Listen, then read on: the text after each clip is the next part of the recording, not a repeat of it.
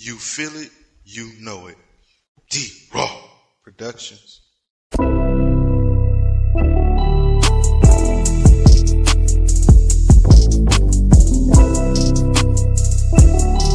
Houston Sports Connoisseurs brought to you by D Raww. What's up, people? It's your boy D Raww coming to you with another episode of the Houston Sports Connoisseurs. Don't forget to seek, listen, and learn to be a sports connoisseur just like me. Your boy D Raww the Connoisseur. Today, I'm going to open up with all the good news about the University of Houston Cougars.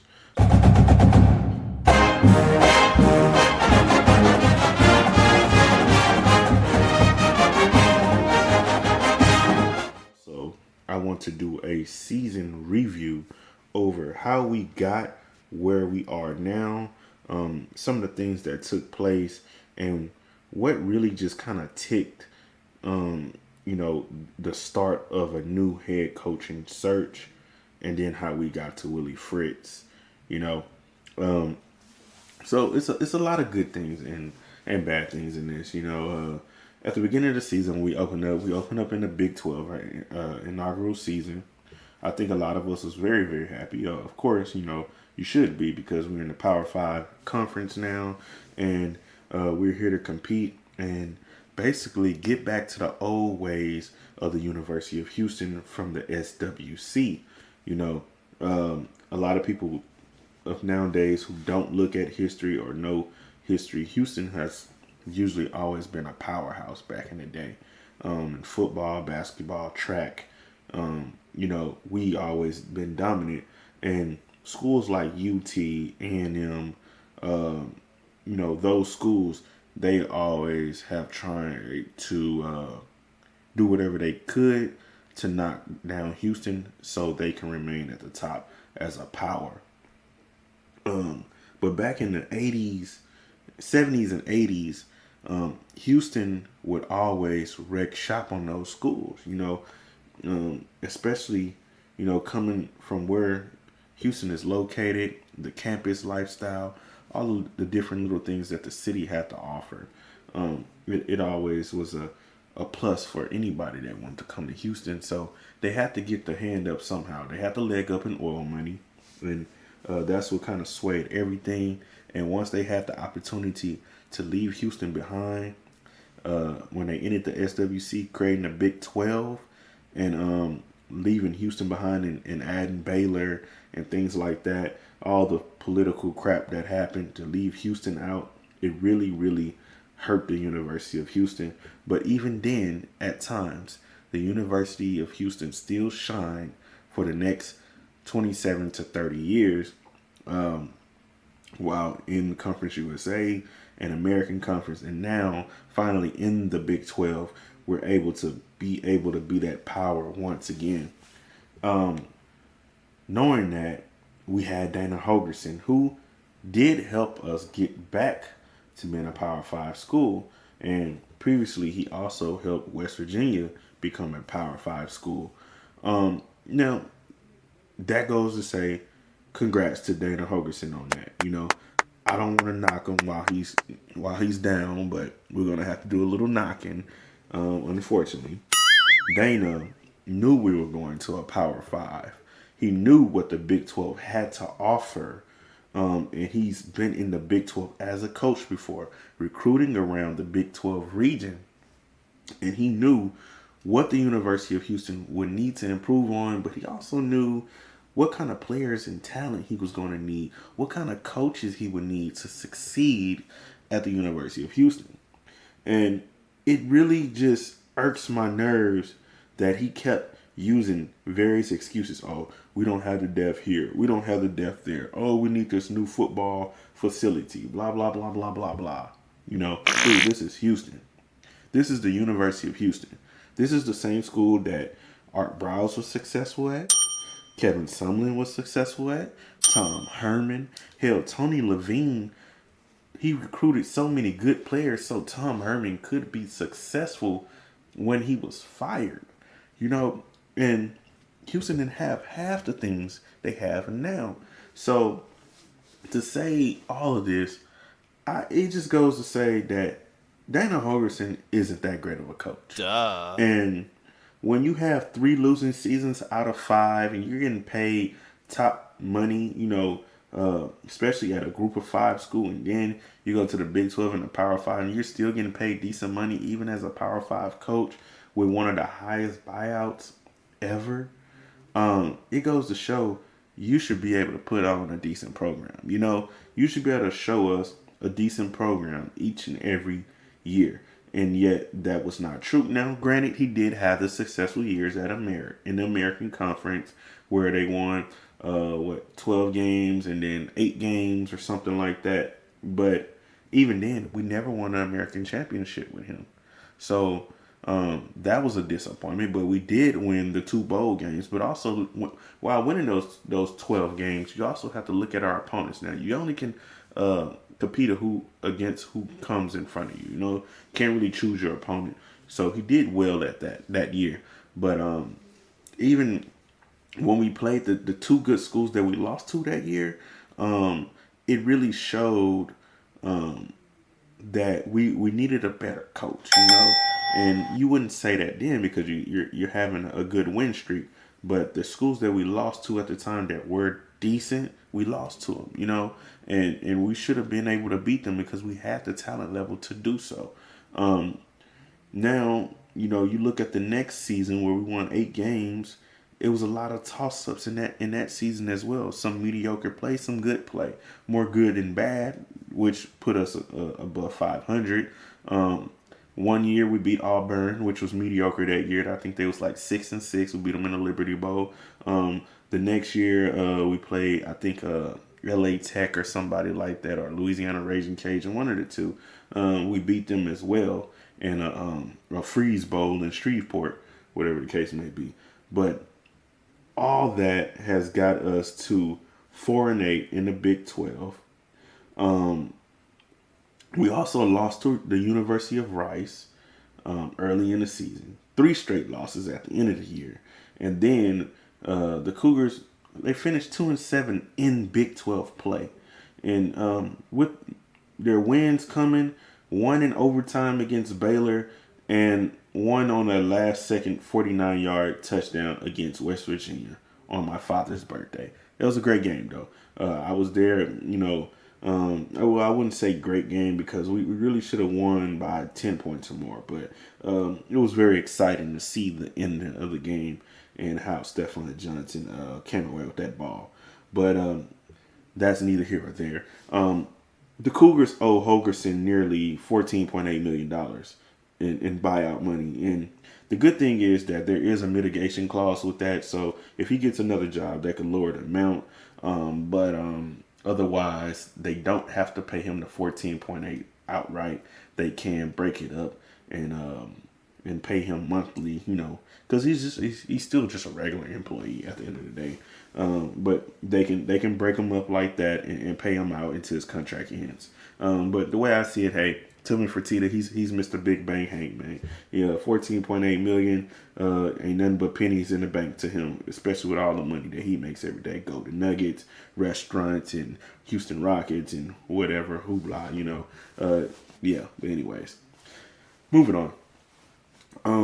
I did want to kind of talk about some of these losses that we took and just, let you guys in on why the Houston Cougars fired Dana Holgerson as well. Starting off in the beginning of the season, one of the first losses we took after we struggled against UTSA to get that victory, which was a good UTSA team. So respectively, we did beat them. But then we went into week 2 and we played Rice.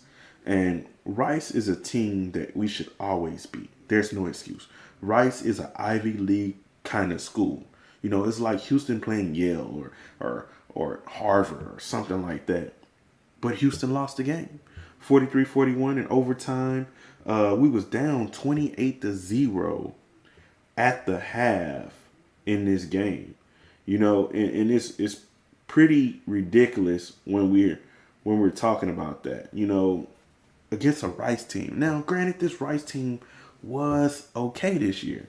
I think they went 6-6, so they are going bowling. But that's pretty pathetic, man. And then you let JT Daniels come out here and cook you. 28 for 42, 401 yards, 3 TDs, 1 interception. In comparison to Donovan Smith, who went 24 for 42, 260, 2 TDs, 1 interception in that game. The rushing was a struggle. Sam Brown, he shined. Luke McCaffrey shined as well for Rice. But, man, overall, against a team like Rice, you have to pick up this victory. Houston should have moved on to be 2-0. Man, we weren't ready to play. Okay, that's on me. We weren't ready to play. We gave up 4 straight touchdowns. At that point. The next week, they faced off against TCU. And at that point, you know, I didn't really know what to expect, but I expected Houston to really bounce back. And in the first quarter of that game, it was 7-3. So it was still a good, close game. It was our first Big 12 game at home. And you only expect the best things out of a team, you know, especially when we're hosting something this big at home for the first time. We had a good turnout at that game, and unfortunately, Houston did not hold on to anything but an L in that game. It went from 7-3 to 10-3, 13-3, 13-10. It got competitive in the second quarter. It was at a standpoint where Houston could have actually took control of this game. Yet, once again, the defense failed us again. And a lot of that just goes on the defensive coordinator and Doug Belk and all of his assistants and everything. And you will see a continuous pattern in why Houston lost various games throughout the season. You know, so 20-10, 20-13, 26-13, 29-13, 36-13 game. TCU wins. And all you notice is that in the second half, Houston just let them just explode for more and more points. Never made an adjustment on the offense or defense for that matter. And just how they finished the second quarter, they finished the end of the game with an L. We started wearing down, man. We don't have the depth. We don't. You can say, why not? Well, we don't. You know, you look at that, and then we took on Sam Houston, so we did get the victory there. But it's Sam Houston. Sam Houston was just getting to FBS level football. So expectedly, we beat them by, 31 points or more.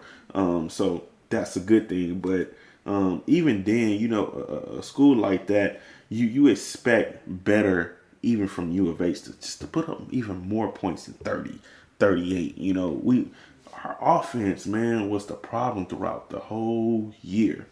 We went into the next week and we took on Texas Tech for our first Big 12 road game. Notice that most of these games are still in the state of Texas, so we haven't even truly took on a full road disadvantage yet, you know. But we went to Lubbock and we faced a foe that we really know well, you know, and we lost 49-28. And in this game, Donovan Smith actually played pretty damn good. 30 for 41, 336 yards passing, 4 TDs. Parker Jenkins showed out pretty good, 13 carries, 71 yards. I believe this is one of his first games where he actually got the opportunity to show what he could do as a true freshman at running back. Sam Brown, again, he had 10 receptions for 113 yards, 1 TD, and he continued to play positive throughout the year. But when we look at the game, man, you look at the first quarter, it was 14-14. So teams was going back and forth by the end of the first quarter. But by the end of the second quarter, it's 28-35. But, you know, it was 2 minutes left in the second quarter, and U of H tied the game up 28-28, and they just couldn't play good enough bend, don't break defense at the end. And then 44 seconds left in the second quarter, it's 28-35 going into the half. And here we go again. Third quarter is 28-42. Fourth quarter, 28-49. Game, Texas Tech wins the game. And right there again, you see what happened with the adjustments. There was no adjustments, man. Texas Tech made adjustments to stop Houston. Houston never made new adjustments to keep scoring or to stop Texas Tech for that matter. It's the second time we've got wore out in the second half. You know, it's Big 12 football. Got 7 more of them. You know, so you know, I don't know what it is. We will assess it on Monday, and you know, we can figure it out. That was an issue throughout the season. At this point, we're 5 weeks into the season. We're halfway through the season almost. And you can kind of see that Houston has a reoccurring issue each and every time. By that time, we had beat West Virginia with the Hail Mary. And so after that week, we took on UT. And I'll be honest, man, I was licking my chops at UT. I was like, man, we gonna beat them. I just had that in my mind. And it might sound crazy thinking that, you know, but I just believe that Houston had a chance against UT, in which they really did. Losing the game 31-24 is not disappointing, but losing the game because of the refs, the Zebras, you know, played a big role in that game, especially in the end, choosing rather to give us the first down, which we truly did get, versus not giving us the first down and cheating us, you know. And then it was just a play call, and that's where we go again. It's like sometimes it's just a play call by the coach. Why would we go for a little rollout and try to throw the ball low to Matthew Golden at the end of the game, you know, to get the first down, or somebody. He threw it to somebody. I just remember the rollout and it hit the dirt, you know. And right there and then it just goes to show that Dana struggles with his play calling, you know. And not only that, he really just needed an offensive coordinator to be more successful throughout this season. But believe it or not, Donovan Smith didn't play bad. He was 32 for 46, 378. He outplayed Quinn Ewers. Quinn Ewers did lead the game injured, and I believe the third quarter or something like that. I can't remember, but he was outplaying him. You know, he was playing pretty solid. Some of the players were stepping up when needed to, especially on the defensive side. But I will tell you this: what lost Houston this game was just, you know, crazy turnovers. It was 2 turnovers in that game, and that's really what lost Houston this game. And if you think about it, if the Zebras didn't save UT for the first down, and if U of H didn't do a crazy play call on a 4th down, trying to convert to get into the end zone so he can run the horns down play, which he ran against Baylor, but we'll get to that a little later. That's how U of H lost this game as well, you know. But believe it or not, the Zebras helped UT get into the college football playoff, because if they had lost to U of H, they would not be talking about college football playoff today and preparing to play anybody in that playoff for sure. I can promise you that. We took the mighty Texas Longhorns and the number 8 team in the country to the wire. I think the spot was horrible. I think we got the first down. It's 1st and 9 on the 9. I don't understand review. Every time, like, I think something's reviewable, I can't get them to review it. I don't know. So it's 4th and 2, so it's not like we tucked our tails and didn't attempt to get the first down. 4th and 2s are hard to get. We got one earlier. Thought we had the right play call, just didn't execute the play. Moving on, U of H would then, after, and let me tell you this, after they laid it out there on the line against UT, which I said we was going to win the game, but I wasn't really sure, you know. I didn't expect U of H to play like that, because I hadn't seen them play like that the previous, 6 weeks or whatever prior to playing UT.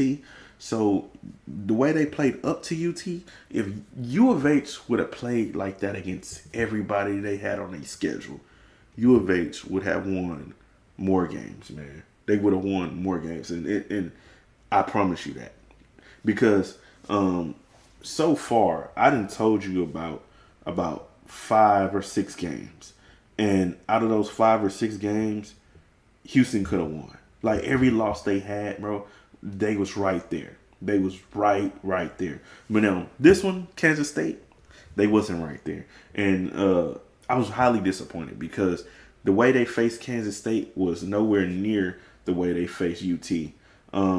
taking on Kansas State, I expected that U of H would have a shot somewhere in this game. And you know what? In the first quarter, it was 7-0. At the end of the first quarter, it's 7-0. But then it's like Houston never had an answer. I don't know if they were shocked by how cold it was in Kansas or what the case may be. But, man, there's no way you allow Kansas State to beat you 41-0 because Houston never put nothing on the board. It was all Kansas State all the way down. You look at the statistic, they dominated Houston on statistically, every way, shape, or form. Houston just never had a chance in this game. And I'll be honest, it doesn't seem like Dana Holgerson was ever going to give them a chance in this game because everything that was being run in this game was stupid. It was straight up stupid. Like, what a stupid son of a the bitch. little short receiver screens, they ran that play back to back to back to back. Kansas State was all over that, man. And you already knew Kansas State was going to run to the left side. They got the good offensive guard that was putting all the linebackers and safeties and pussies in the dirt for U of H, man. Like, every play. It was really ridiculous. And it's hard to say that you would just go out there 41-0 and just leave a donut. That's just not the way you perform. And I had said a lot of things about this on Facebook with the Cougs House group and all that. Some people can, try to defend everything and say what they want to say, saying that they knew what they was getting into. They knew what they signed up for. Man, ain't nobody signed up for no losing, man. Ain't nobody signed up for no losing. I don't care who you are. You ain't never signed up to be no damn loser. Straight up. You always sign up to be a competitive person. At least I do. I ain't never signed up to take no L. I'm going to tell you that right now. I'm doing everything I can to get the win, bro. Whatever I can. Anyways. Give up, Mr. Cruz. Go home.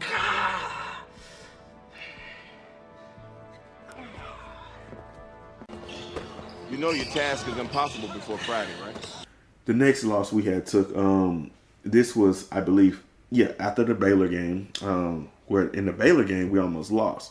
And that game, it went into overtime. We won 25-24. Disappointing. We was up in that game by a touchdown. I think it was like a couple minutes left in that game.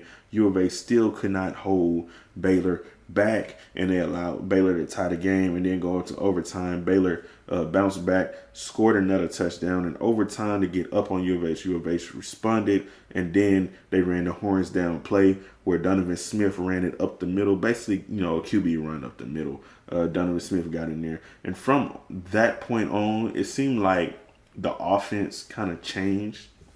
I don't know if they had a talk or whatever, but that's when Donovan Smith just started going rampant as far as running the ball. But it's stupid because early in the season, there was a lot of times where I was like, Donovan, just run the ball, bro. Just run the ball.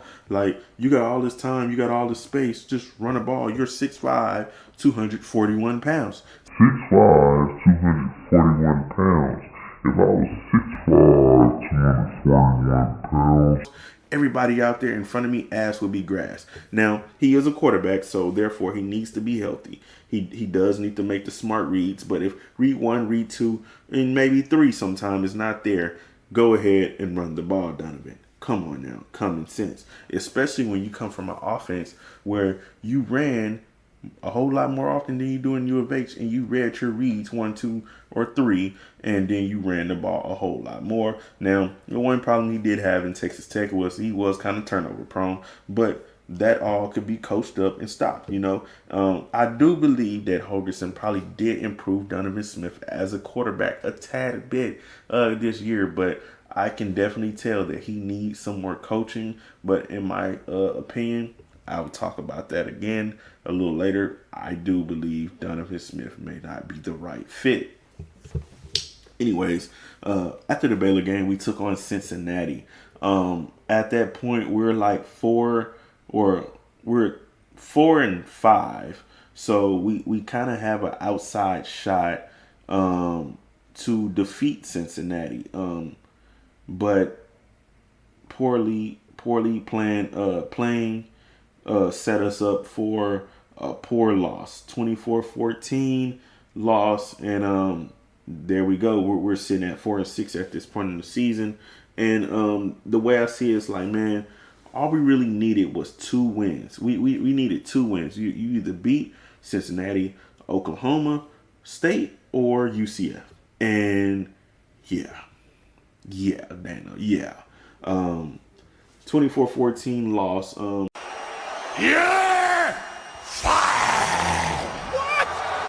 I will say this: Donovan Smith, he ran for 88 yards in that game, 13 carries. He was poor on the throwing. He was 16 for 28, 102 yards, 2 TDs, and 3 interceptions. At that point, you kind of got to question, what are we really doing with Donovan Smith? You have an electric receiver in Joseph Manjack IV, who had 4 receptions, 22 yards receiving, which is poor, but he did show up for 2 TDs. Even then, with all that being said, man, we lost the game, and Cincinnati was the worst team in the Big 12 conference. And this was a game that Houston should have definitely won. Also, I believe this was a game that they were favored in before the game even kicked off, So, yeah. Moving on into the next week, we did take on Oklahoma State. And with Oklahoma State, Oklahoma State is a good team, man. I didn't really expect us to beat Oklahoma State, but who would have thought that we would have been up 23-9 with 4 minutes in the second quarter? Who would have thought that? But who would have thought in the next 4 minutes that it would be 19-23 going into the second half? And once again, I talk about second halves, and then from there it went 26-23, 33-23, 36-23, 43-30. Once again, man, Houston did not make the right adjustments in the second half to put themselves in the right department of winning. They put themselves in the wrong department of losing. And Houston dropped this game 43-30. Oklahoma State went ahead and got the victory. Oh, by the way, Ollie Gordon, he ran for 25 carries, 164 yards, 3 TDs. And Donovan Smith was the next rusher up for U of H. Donovan Smith plays for U of H. Ollie Gordon plays for Oklahoma State. Just so you're clear. Donovan Smith, 13 carries, 63 yards, 1 TD. And as I go to say, this is another game where once Donovan Smith gets his legs moving, he becomes a poor passer. 17 for 29, 235, 1 TD, 2 interceptions. So we was electing him to run the ball more. But then once he starts running more, he becomes a horrible reader as far as dropping back and throwing the ball. And you look at that, and like I said, it gives me reasons to question Donovan Smith, especially in the Big 12, just as you change conferences and stuff like that.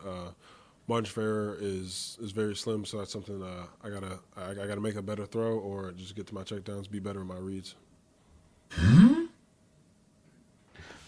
Moving on into the last week where we completed this season at 4-8 and we lost to UCF 27-13. In this game, we started out good, man. We started out with a touchdown, it was 7-0, and then UCF, they scored a touchdown, missed the extra point, so we still have to lead 7-6. We went downfield at the end of the first quarter, it was 10-6. Still got a shot, Second quarter, it's 10-13, UCF. And then in the second half, here we go again, man. It goes from 10-20, 10-27, 13-27, and we lose the game. And, it's crazy because they had this talk about if Houston could win this game, it was possible that they could still go into a bowl game, because they were saying that it wasn't enough 6-6 teams. That would have made Houston a 5-7 team get into a bowl game. But even though they would have went 5-7, the good thing is that Holgerson would have got Houston into a bowl. And I just think that should have been the goal for the season. The goal wasn't to go 4-8. The goal was at least to go 6-6. Houston should have been a team that was in a bowl. And once again, this is another game that Houston could have won. And if you just look at the Houston schedule, it's hard to win. It's hard to win consistently. In this league where it's hard every. You can see some of the games that we could have won. UCF, Oklahoma State, Cincinnati was definitely supposed to be a win.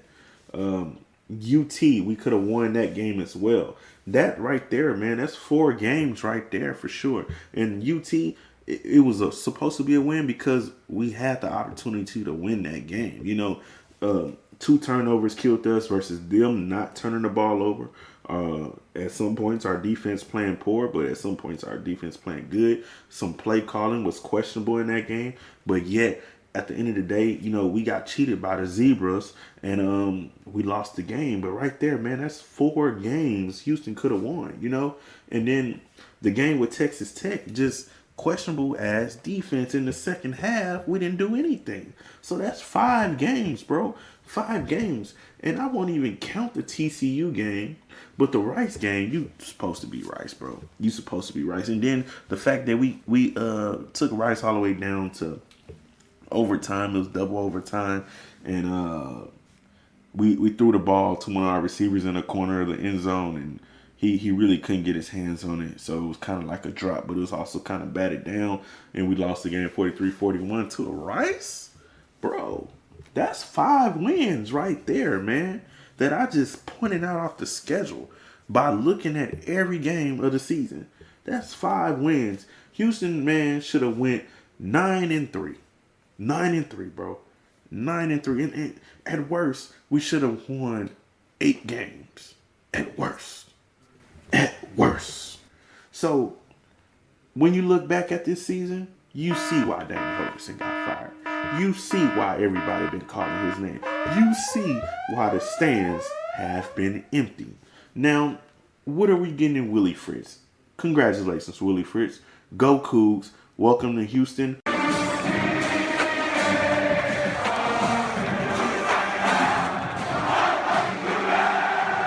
I'm happy to have you. I'll be honest, mister. You were not my first choice. Oh my God, bro. Oh, hell no, man. What the fuck, man? Get your ass on, boy. You get your goddamn ugly ass. As I looked at some of the options that we had for head coach, but looking at Willie Fritz's resume, Willie Fritz is a damn good coach. I kind of looked at his more recent work, but overall he has a good trail of work on him. Some of the other coaches I thought that would have been a great fit, though, would have been like Jimbo Fisher. Jimbo Fisher has always been a winner. He only has 2 losing seasons in his coaching career. And when I say losing seasons, like 2 seasons where he actually missed a bowl game. But besides that, at Texas A&M, he's always been 500 or better. At Florida State, he had 1 losing season, and besides that, they was all 10-win seasons for the most part, or more. So when you want to talk about a successful coach, I think Jimbo Fisher would have been that coach. Some people can say, what does he need a job for? He's already paid. Well, hell, all these coaches are paid and well off to me because I'm not making millions of dollars a year or anything like that. So you're just talking to an average Joe over here, my guy, at least for now in my lifetime. But Sherrone Moore, I think he was a great candidate, but he wasn't great for this Big 12 Houston team. If we was talking about Houston American Conference or maybe Conference USA and getting a coach, Sherrone Moore, he would have been a great fit. I think he would have been a fit that would have came and then used us as a stepping stone in the past, but I don't think he would have been a great fit for this Houston team being at the level we are now on a Power 5 level. You got to get somebody that was well experienced, good winning background, and knew the Houston, Texas, and just Texas region overall that could recruit. And he wasn't going to be the guy.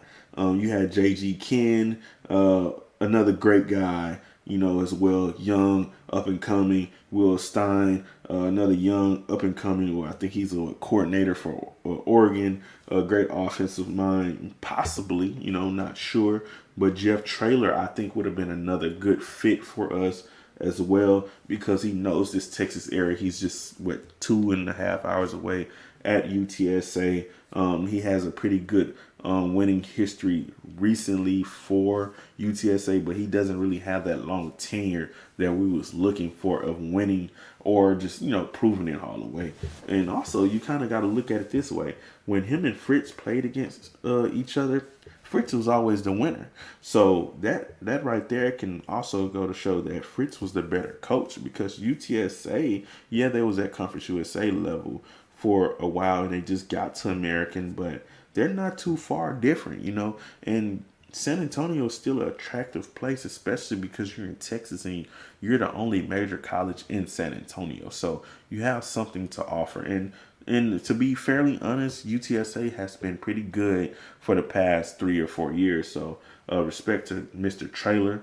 I like what he's doing out there. But I think we got our coach in Willie Fritz. You know, the only other coach that really came to mind was Gary Patterson. These are guys that are, you know, that are really available. But Gary, I just think something don't sit right with me right now with Gary. Yes, he was a very successful coach at TCU, but for some reason, you know, they did feel like it was time for them to move on. They said that he had lost his magic, you know. So another coach that a lot of people brought up was Cliff Kingsbury.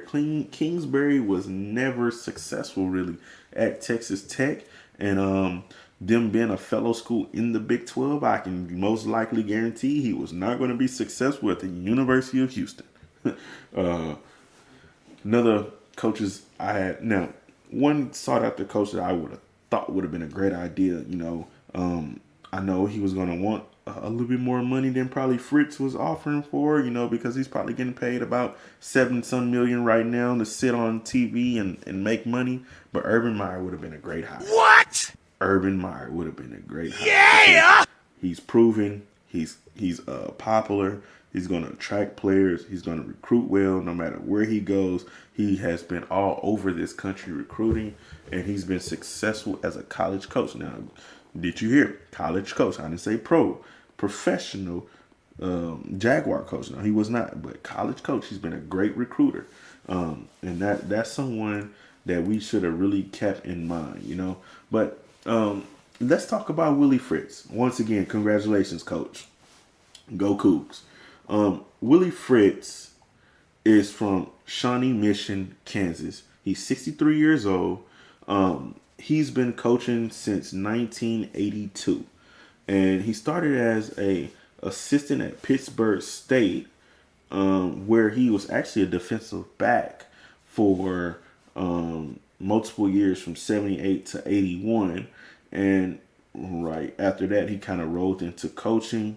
He went from being a assistant to at Pittsburgh State to, you know, being assistant at Shawnee Mission Northwest, I believe, the high school that he attended, which was also nicknamed the Cougars as well. The Cougars. That's a sign, isn't it? And if you listen to his press conference, he goes in about that, how he just felt like he was destined to be here, you know. But from that place in Kansas, he came to Sam Houston State, which is just north of the Houston region, up there in Huntsville, which you pretty much might as well say he's already in the Houston region. And he coached there as well as he was assistant. And then he went to Willis High School, and he was another assistant in Coffeyville back in Kansas, I believe. And then they got him back to Sam Houston State, where he coached there again. And then he went to Blinn, and he was a head coach at Blinn. And that's when the story really started, because at Blinn, his winning record became reasonably true. From 93 to 96, he went 6-3, 9-2, 12-0, and 12-0, 2 undefeated seasons back to back where they won the national championship. That culminated to be a 39-5 record for him at the junior college level. In 1997, he was offered a position at Central Missouri, where he went to Missouri and became Central Missouri, and he became a head coach. At this point, the first year was a little struggle where he went 5-6, but after that, man, he started winning multiple games. 8 games, 7 games, 7 games, 10, 9, 7. And then he had one down season where he won 5 games again, and then he went 7, 7, and 8. So you look at that, man, all that just combined to be 97-47. He was number one in his conference, or whatever you want to say, in 2003. He was one of the top coaches that year. He won the mineral water in 2001. So, like, he's won on every level, at that point. He went from junior college to a lower, Division II college. And then he got to D1 in the Southland, where he became the head coach of Sam Houston State, where they brought him back. Now, unfortunately, he did not win at Sam Houston State, but they were successful as hell, man. 2010, he was 6-5.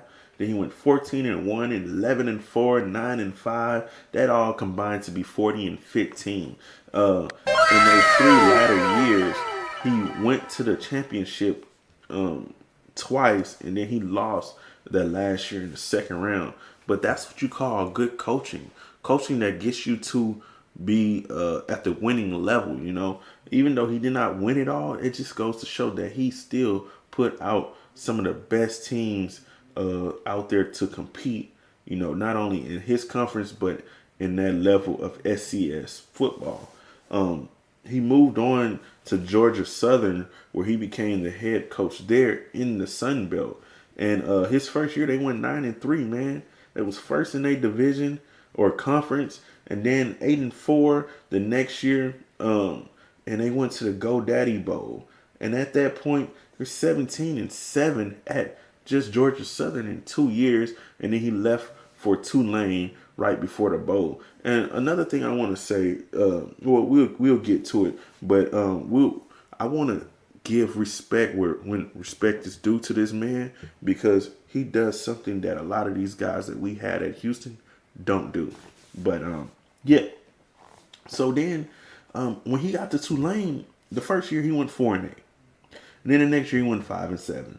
But mind you, Tulane is one of those private schools. It's not like Rice, but it is a little harder to get into.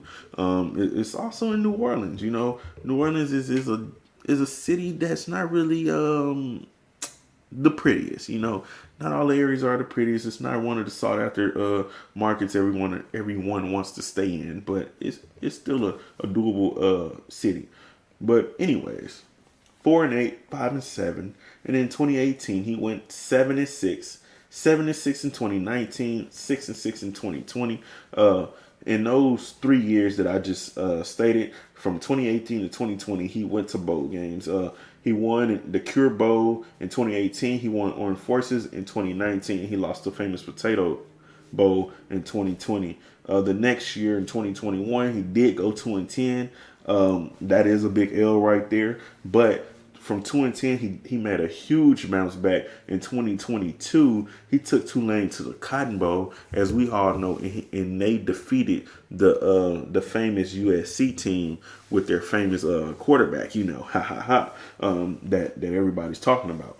But at that point, you have to kind of give hats off to Willie Fritz, because you turned the program around to be something dominant. And in 2023, this season that just passed, he went 11-2, and now they're headed towards the Military Bowl. He turned a team from being sorry to mediocre to being great, dominant behind him. And although he's not coaching in this bowl game, where he finished at Tulane 54-47, above 500, won 3 bowl games there and only lost 1. He left for Houston prior to the bowl game. So what I wanted to say is that twice that he has left, he always left prior to the bowl game. He always played through the championship game if there was one to be played in. And I believe in both times that he was leaving a team, he left during or after the championship, you want to say.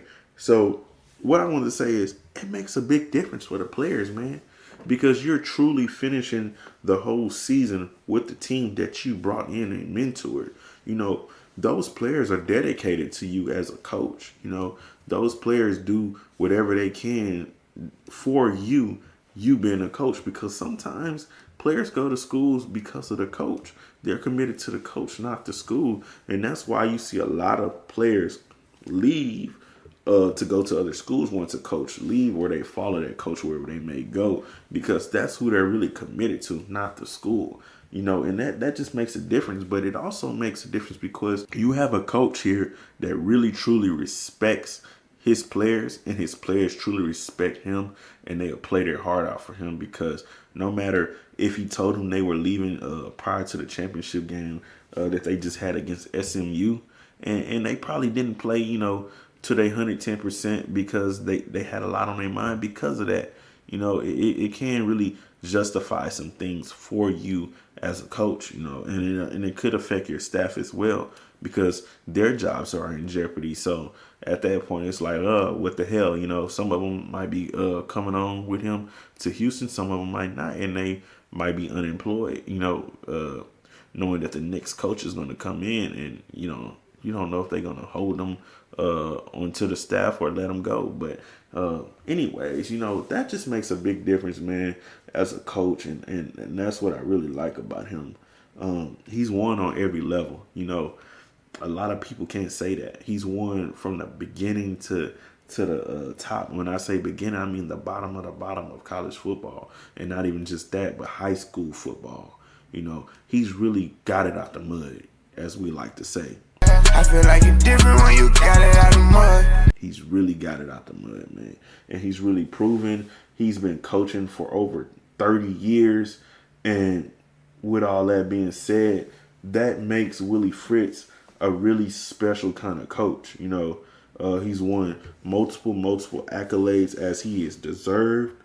And I think this change is going to be great for Houston, because Fritz will do something for Houston that Dana has not done for Houston. And that's recruit the hell out of the Houston area for sure. We're going to recruit the heck out of the state of Texas.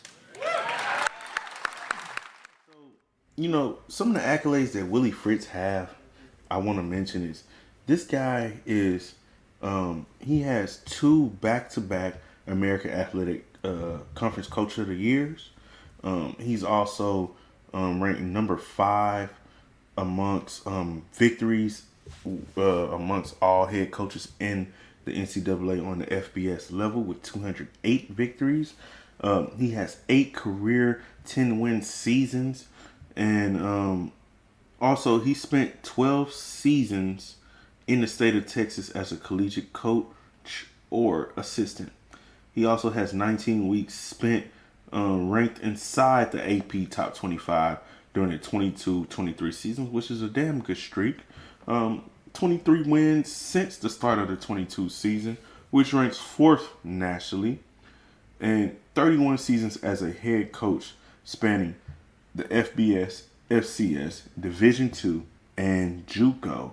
So we talk about all of that, man. This guy culminates into something great for the University of Houston.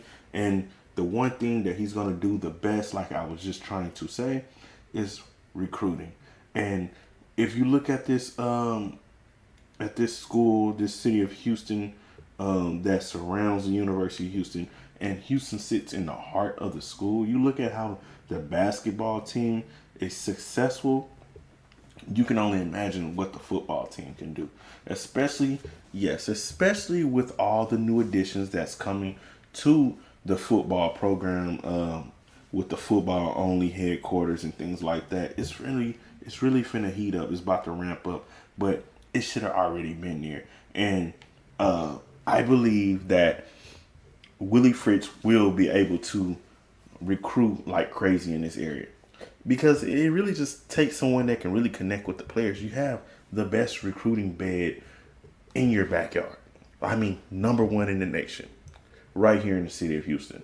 Not only that, you have the whole state of Texas, which produces some of the best football players ever, every year. And look at history ever. And not only that, you have Louisiana next door, which also produces some of the best football players ever. And you have the whole South. You have all these other schools, regions that you can also tap into as well in the Big 12 that allows you to go to Arizona, Colorado, Utah, all these new schools coming into the Big 12. And I just think for us to only have 8 commitments in this 2024 high school class, it's ridiculous. You know, that's one of the reasons why Dana Holgerson got fired. Because how can you be at the University of Houston and only have 8 commits, and then when questioned about it, you say that ship has sailed? Dude, you have into February some point of this year, I mean not of this year, but of next year, to get kids committed to going to the University of Houston. You have so much time after the season, and I'm not going to say it's a lot of time, but it's enough time for you to be in a kid's face every day, you know, picking on him, asking him why, what's this school have to offer that I don't have to offer, and offering him the better deal. University of Houston is number one, and you should make it number one in every student's mind at the high school level right now. So that's what I believe Willie Fritz will bring to the table. Go Cougs! Let's go! I like it. And I know we will be playing at a higher level next season. And speaking of that higher level, let's get into this schedule that we have upcoming for the 2024 season. And then let's talk about this new NCAA NIL proposal on how it could affect the University of Houston. And then I'll wrap things up from there, people. So when we look at this schedule, the first game of the 2024 Houston football schedule is against UNLV. And UNLV usually brings a decent football team. Sometimes they're up, sometimes they're down. I believe they're coming out of the Mountain West Conference. And I don't really know what kind of team they expect, but I will tell you this. I don't care what kind of team come into Houston, Texas at the TDECU Stadium. Houston better dominate them, and that should be 1-0 right there. Week 1, Saturday, August 31st. You count that as a win, baby. Now, week 2, we play Oklahoma. We play at Oklahoma. This is going to be Oklahoma in the SEC, something totally different. I know they'll be licking their chops at Houston, expecting to easily dominate us. But I'll tell you this. I believe that Houston will return a lot of major players, but also get a lot of major players in this transfer portal, which is going to put us on top. We look at this receiving core that we have with Manjack and Golden and Samuel Brown and Stephon Johnson. I don't know who's leaving and who's staying, but as far as like graduating, but I believe that they're all good enough to be in the lineup for another season. And you look at how explosive our receivers are and where this offense could be. We look at Parker Jenkins with another year on his belt. A freshman now turning into a sophomore that can put on some more weight, some more muscle, and what other running backs we may get, I think we're going to be amazing. I would say one thing that Houston needs to get is more speed in the running back department, but also in the receiving department. A couple deep threats will really help us open up this offense, and also just defense. Size on defense, size on the inside as far as the defensive tackles and things like that. But I feel that Willie Fritz is great at doing that, because when I looked at that Tulane team, for a team that was in the American, they definitely looked like they was Power 5 ready. And that's why they were so dominant, because they had the size from every position, from running back to quarterback to receiver, D lineman, O lineman. Tulane was definitely filled in and filled out well. And I believe that this Houston team is really finna get big and it's finna get fast. And I believe that we're gonna beat Oklahoma at Oklahoma, and that will make us 2-0. Rice, we will face Rice at home this year, and I would tell you this: if we don't beat Oklahoma and we're 1-1 at this point, this better be a win, automatic win. We better defeat, blow out Rice. We need to clean up all that crap from last year because that was just embarrassing. And I'm going to take Houston right away. Arizona sometimes bring a good football team as well. But the last time I remember us playing Arizona, we defeated them in Arizona, and we will be playing at Arizona once again. I really like Houston chances in this one, and I'm going to take the win. Now, BYU is, man, playing at BYU is going to be tough for us because of the altitude. But I don't really care about all that, man. BYU always have our number for some reason. I mean, for the last 3 or 4 times we played BYU, they've been getting us. And I wouldn't be surprised if BYU somehow figured out a way to beat Houston in this game. You know, and this stems from different coaching staffs. This isn't just Dana Holgerson or anything like that. This has been happening for quite a while. But that we're going to be playing them more often since we're in the same division or conference you want to say now. We're going to have to step it up. And hopefully we can beat BYU. But I believe this is going to be a game that's going to come down close to the, the inches of the game, Cincinnati. I believe we will go into Cincinnati. It'll be mid-season. I think Houston will be in great shape, great form going into Cincinnati at that point. I think we get the win, but then we'll come back home to a solid Utah team, and they'll be licking their chops at us to try to knock us off. I don't know if we lose this game, but I would probably ride on the L side of the column and say that Utah somehow pulls off a win against Houston that day. And then we'll re-up and we'll be home again against Baylor. And I think Baylor will improve, or they'll have to improve. And I expect them to have a bounce back season this year, especially after having a poor season last season, or, this recent season, however you want to put it. So I think it'll be a competitive game, but I like Houston chances in it.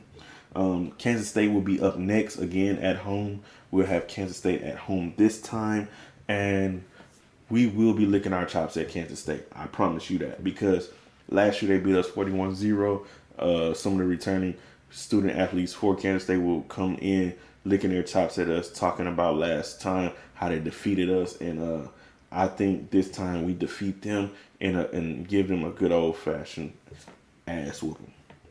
But then we face a team that we haven't seen in quite a while, and that's Iowa State. And I'm not sure what to expect out of Iowa State. This past season that just recently happened, Iowa State was very competitive. They wasn't as good as they have been in the last couple years, but who's to say that they won't bounce back upcoming season, and I expect another bounce back out of them. I think Iowa State is one of those teams we got to kind of watch out for. Not sure if we win, but I like our chances because we're at home. And then we go to Kansas, and we play against Kansas in Kansas. And Kansas, man, they've been kind of electric. They're changing that program around. They're building it up to another level that it has not been at before. And I think Kansas will be a team that we're going to have to watch out for. That's going to be trying to put up points. But I really, really like our chances against them. Just because I know we're going to bring in the right team to slow teams like Kansas down. And we're going to be dominant. And I like Houston to win that game as well. And then we'll take on TCU at TCU. And, us losing this year against TCU is not a big deal. We made it competitive, for a short amount of time. But I think TCU will be a whole lot better this upcoming season. And believe it or not, I think that game against TCU will probably be the fight for the top team in the conference. I think TCU will be back right there. Yeah, I think it'll be TCU, Utah, and Houston at the top. A lot of people might not believe that, but I feel that we will be one of the teams that will have to be well respected each year in and each year out, because that's what Houston was trying to do in starting this year. just get their feet wet and get to a bowl game and let people know. But moving forward, I think Houston is really, really finna take charge in this Big 12 conference. So, before I talk about the NCAA proposal thing, I wanted to mention, I don't know if you guys heard, but they've been talking about the ACC dismantling itself and some of those teams coming to the Big 12. And they were saying that if Florida State leaves, a lot of those teams are really going to just dismantle. What do you guys think about that? I would tell you, I think that it's pretty crazy, but I seen it coming. But it's even more crazy because you got teams like SMU and those other teams that just joined with Stanford and Cal or whatever that joined the ACC, and now they're talking about dismantling. But that's probably why Oregon State and Washington State stay where they're at as well in the Pac-2. Because they kind of know that that conference in the ACC is not really stable, and it's just going to put them at a point where they're going to be looking for another home in no time. So I think that the ACC will dismantle. I really hope that the Big 12 can pull in some of those schools. I don't know how everything would kind of break up, but I figured that I think half would go to the Big 10, some would go to the Big 12, and probably some would go to the SEC. Like I could see Clemson in the SEC, and Florida State possibly. Some of those schools is going to make that move, but hopefully Houston and others can come together to get some of those better schools out of the ACC and bring them down to the Big 12 so we can stay at the top and stay elite, because that's what really matters most. Also, you still got the Mountain West and all those schools out there. It's pretty crazy on how all these divisions are about to really split up. But all of that kind of goes right into what we're talking about. And we're talking about the NCAA proposing to allow schools to directly pay athletes through trust fund with the NIL. And with that being said, it's just basically proposing a new FBS subdivision that would allow the highest resource schools to compensate athletes directly through a trust, as well as the NIL.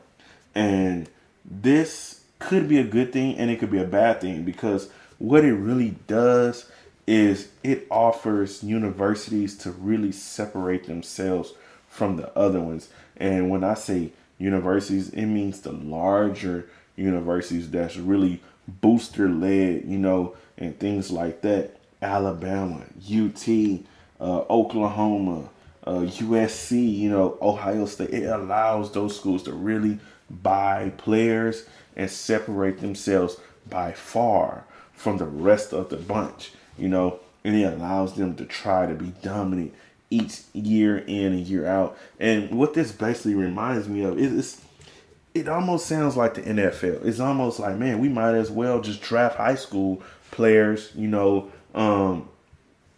The top players in high school should be entered into a college draft, and you draft them, then you pay them. But I know they were saying that, like, at minimum, the player should at least get like $30,000 per year per athlete. And this is also not only for men, but it's for women as well. And, they have to split up the funds and all this kind of crazy stuff. I don't know how all this is going to work, but I just think that it's really, really going to mess up what college is. College is supposed to be amateur sports. It's not supposed to be for professionals. And I feel like right now what's going on is really, really interrupting what college was, made off of. It was made off of tradition and hard work. Now it's all about the blue bloods owning all the players, no matter whether it's football or basketball. And if you got enough cash to throw, you gonna get all the ass you can, and that's how you're gonna run your conference, and you're gonna run your school throughout the next couple decades. But also, I want to say this: as crazy as it may sound, these schools are already doing that. These schools is already paying players and stuff and buying them cars and chains and whatnot. You know, it's just now they're just making it legal so everybody can do it.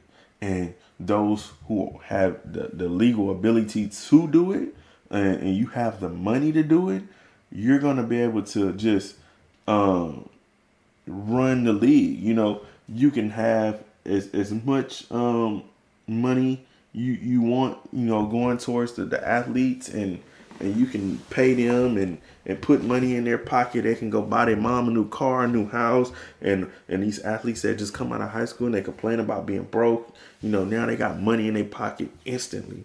It makes me want to go back into my younger days, and you know, maybe about 10 years ago from now, and make some other decisions, man. Because man, if I can just get my hands on that kind of money right away, I'd be licking my chops, man, for real.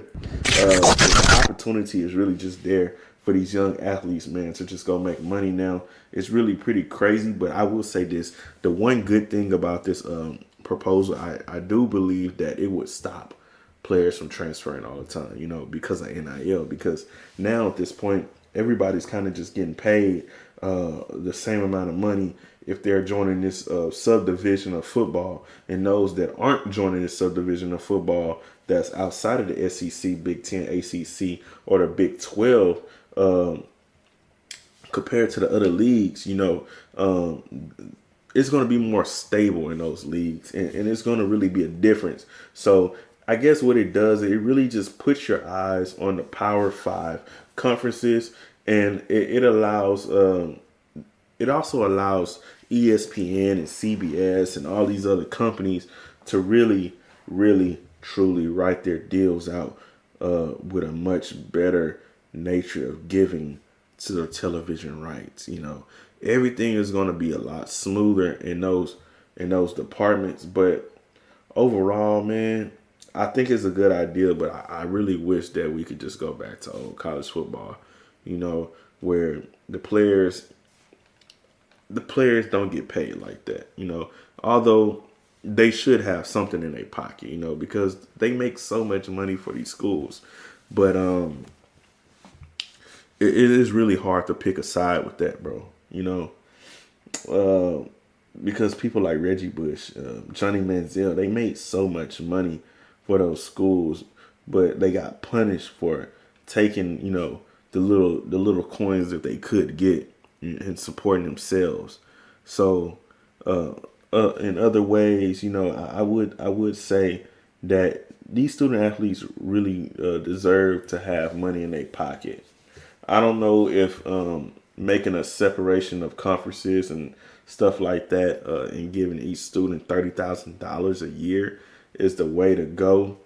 But it really could be. But it'll also make it harder for student athletes. I would say that I could see people really, really competing at a much higher level to be a student athlete and get into one of those subdivisions that we talked about with those conferences of SEC, Big 10, ACC, Big 12, to be part of that so they can truly get paid right out the gate.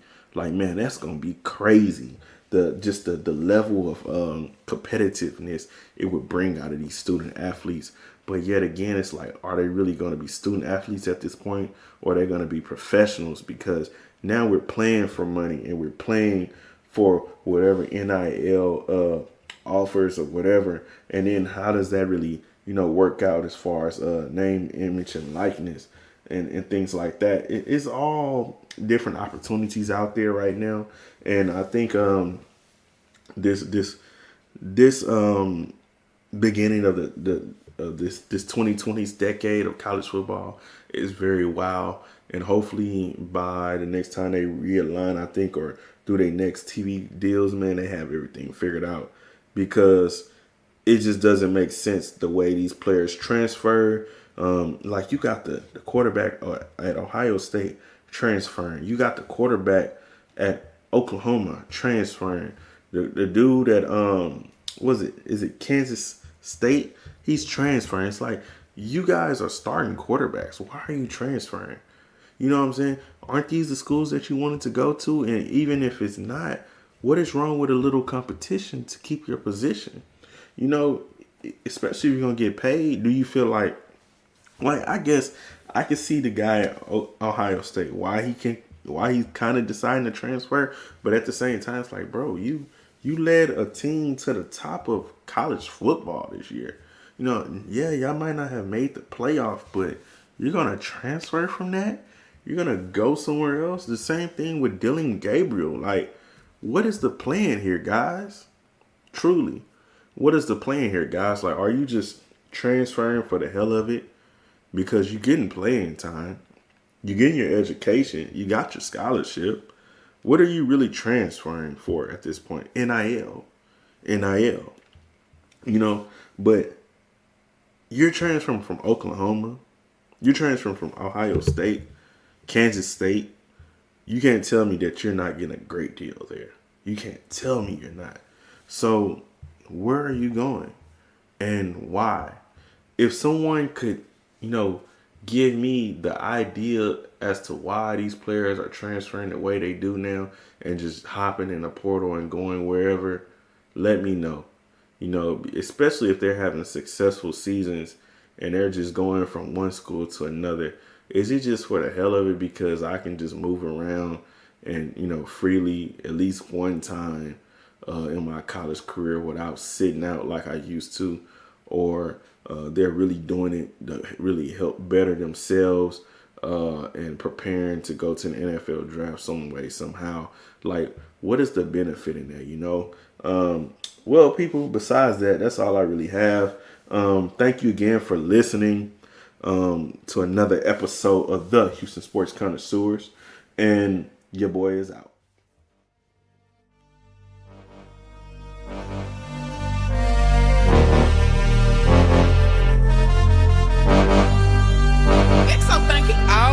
What it do? We coming through. It's Power Wall and I'm with the crew. Red and white, we here to fight. Spirit of Cougars are on cue. To the game, we keep it true. Break them off, I thought you knew. The whole squad about to be on the news. But breaking news ain't nothing new. See, they can't handle this Houston heat. X and O's, XO on the beat. Cougar sign, it's game time. So rub the paws, we coming to eat. Where's Shasta, that boy a beast. Where's Sasha, we bout to feast. Hold the line, they can't compete. Sound the blaze, we playing for keeps. Every day we grind elite. Whole team complete, it's time to work. Draw the plan, then call the plays. We on the turf, about to bring the hurt. Top spot, we coming for first. Overtime.